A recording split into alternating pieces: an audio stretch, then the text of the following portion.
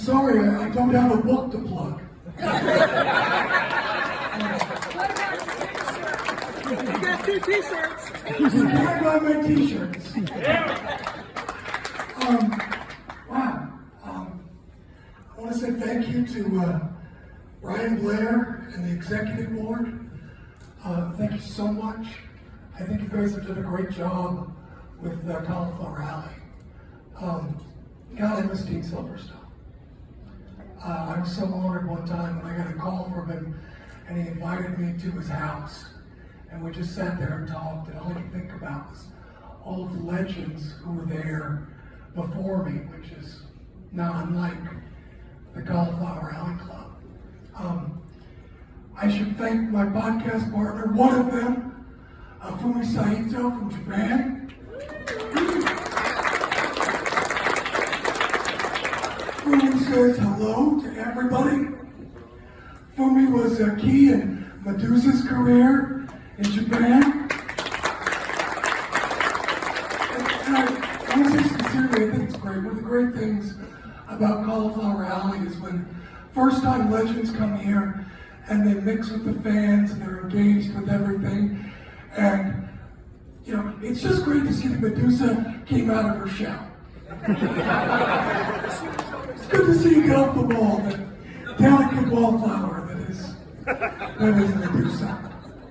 A lot of those pictures up there, Austin Idol, Jeannie Clark, Road Warrior Animal, those are from the Charlotte Fan Fest. And that's where I met my friend Bob Keller. And Bob was the one, he was the one who recommended me to do a lot of the seminars and things here. We do have Sam Adonis and MK are going to be great tomorrow at 1 o'clock. And then tomorrow at 11, quick plug, I've got John Schuyler, who is the newest signee of Impact Wrestling. So if you are a young wrestler, this guy's out doing it, and you know, he can talk about what you need to get to each of those levels. Wow. When I look at this, I can't help but think about Brickhouse Brown. Oh my God.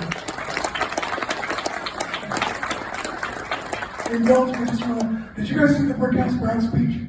Oh yeah. Maybe the greatest moment in the history of speeches. So poignant, so touching, and it was like the last moment in the spotlight of his career, and everybody lifted him up, and it was beautiful. And sadly, he passed away not long after, but you know, everybody gave him that moment, and it was so beautiful. And I also think of Paul Orndorff and his son Travis. And the love that they shared up there. You know, these speeches every year are so genuine and they're so touching.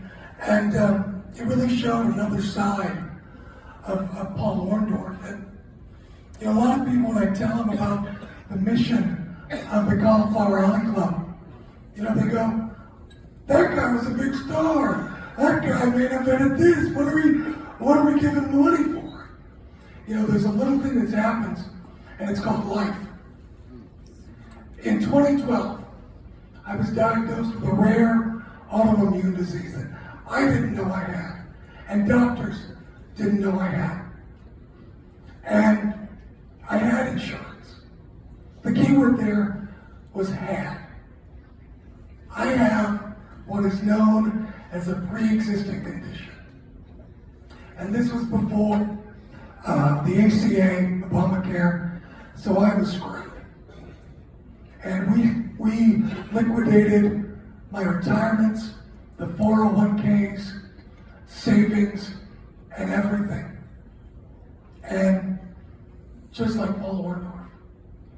And it's like, that's the importance of the CAC to make that difference. And when I look at this, this is not just my award. This is a tag team award. I spent 5 months in the hospital.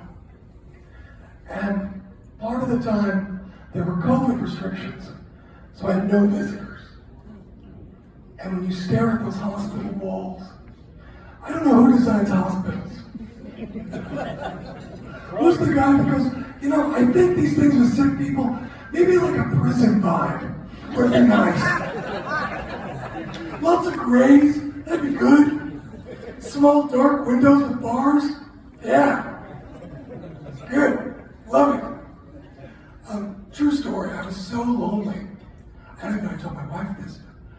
I asked one of the nursing assistants to like hold my hand for like 10 minutes just for human contact.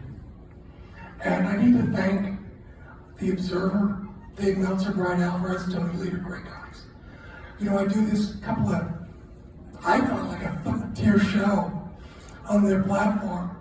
And when I was sick and lonely, when I was strong enough to look at my phone, I had thousands of messages from fans, maybe people in this room probably, and fans all over the world, just like me, just a dumb fan, you know, telling me, Jim, you got it, you're great, everything. And it was so encouraging, and it literally is probably one of the reasons that I'm still here today. But the other reason I'm here today is the person that kept the family going when I couldn't. And the person that took care of the bills and made sure the mortgage was paid. And she worked from my ICU remotely the whole time for five months. You know, and people, I mean, this courage award is awesome, and I've worked very hard to get where I am today at this level. But honestly, I slept through a lot of this. And she didn't. And she's the one who should share this courage award. So please give the applause to my wife, Karen.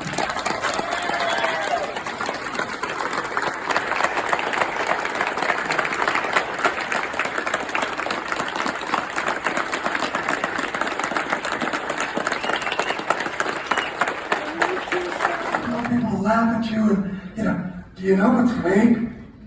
You know when it goes to a Broadway show and goes, Lin-Manuel Miranda, he's not really Hamilton. Nobody does that. So it's like, you know, you always keep it on the down low. You know, I'd be reading wrestling magazines, my mother would come along, are you reading wrestling magazines? No, Mom, it's Playboy, I promise. No, I'm exploring my body, I promise.